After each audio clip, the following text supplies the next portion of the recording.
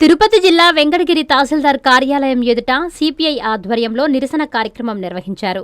ఈ సందర్భంగా సిపిఐ నాయకులు మాట్లాడుతూ కేంద్ర రాష్ట్ర ప్రభుత్వాలు అధికారంలోకొచ్చిన తరువాత పంట నష్టాన్ని గోప్యంగా ఉంచి రైతులకు తీవ్ర అన్యాయం చేస్తున్నాయని మండిపడ్డారు. రాష్ట్రంలో 5,500 కోట్ల రూపాయల పంట నష్టం జరిగితే కేవలం 1,000 కోట్లు మాత్రమే ప్రకటించడం కూటమి ప్రభుత్వానికి సిగ్గుచేటని ఎద్దేవా చేశారు.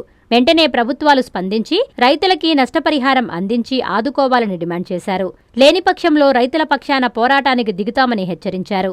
ఈ కార్యక్రమంలో సిపిఐ వెంకటగిరి నియోజకవర్గ కార్యదర్శి బాలకృష్ణయ్య, జిల్లా కార్యవర్గ సభ్యులు పెంచలయ్య, రూరల్ మండలం కార్యదర్శి నరసింహులు, బాలాయపల్లి మండల ఇన్ఛార్జి మునికృష్ణారెడ్డి తదితరులు పాల్గొన్నారు.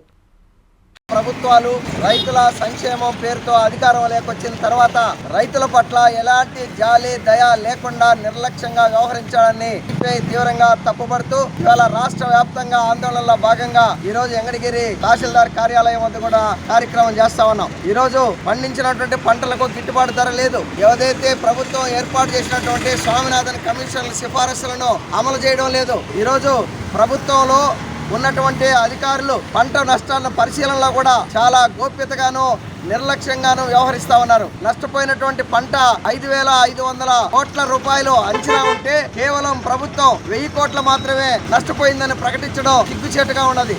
ఈరోజు దానిమ్మ గాని, పత్తి గాని, నిమ్మ గాని, ఇతర అనేక రకాల పంటలు తీవ్రంగా నష్టపోయాయి. నష్టపోయిన పంటలకు ఏమాత్రం గిట్టుబాటు ధర లేదా నష్టపరిహారం అందించడం లేదు. ఇవాళ ఆక్వా రైతులను కూడా ఆదుకునే పరిస్థితులలో ఈ ప్రభుత్వాలు లేవు. ఇవాళ రొయ్యలు గాని, చేపలు గాని వాటికి ధరలు లేనటువంటి పరిస్థితులలో ఇవాళ ఆక్వా రైతులంతా కూడా తీవ్రంగా ఇబ్బందులకు గురవుతున్నారు. ఇలాంటి పరిస్థితులలో కేంద్ర ప్రభుత్వం జోక్యం చేసుకుని రైతులకు ఒక పర్యాయం ఉన్నటువంటి రుణాలన్నిటినీ మాఫీ చేయాలా, అదేవిధంగా కౌలు రైతులందరినీ కూడా ఆదుకోవాలని సిపిఐగా డిమాండ్ చేస్తా ఉన్నాం.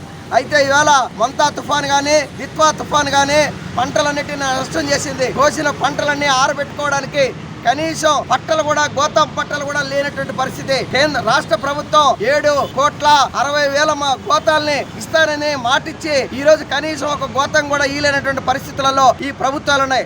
అంటే రైతులను విస్మరించి కేవలం కార్పొరేట్లకు ఊడిగం చేసే పద్ధతులలో కేంద్ర రాష్ట్ర ప్రభుత్వాలు ఉంటున్నాయి. దీన్ని సిపిఐ తీవ్రంగా ఖండిస్తా ఉన్నాం. తక్షణమే రైతులను ఆదుకోవాలని, రైతులకు గిట్టుబాటు ధర ఇవ్వాలని, స్వామినాథన్ కమిషన్ ను అమలు చేయాలని, రైతు రుణాలను మాఫీ చేయాలని ఈ సందర్భంగా డిమాండ్ చేస్తున్నాం. లేని పక్షంలో దేశవ్యాప్తంగా జరిగేటటువంటి ఆందోళనను ఉధృతం చేస్తామని హెచ్చరిక చేస్తా ఉన్నాం. విద్యుత్ వినియోగదారులకి శుభవార్త.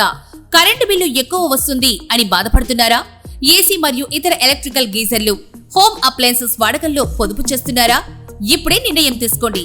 కేంద్ర రాష్ట్ర ప్రభుత్వాలు పీఎం సూర్యఘర్ పథకం ద్వారా 78,000 సబ్సిడీతో మరియు వినియోగదారులకు తక్కువ ఖర్చుతోనే బ్యాంక్ లోన్ సదుపాయం, తక్కువ 65 పైసల వడ్డీతో మీరు కట్టే కరెంటు బిల్లు బ్యాంకు ఈఎంఐ కట్టే విధంగా ప్రముఖ కంపెనీలు టాటా, అదానీ, వ్యారీ, సోలార్ 25 సంవత్సరాల కంపెనీ వారంటీతో ఉచిత డాక్యుమెంట్ ఛార్జీలతో మా సిబ్బంది ద్వారా నిర్ణీత సమయంలో సమకూర్చబడును.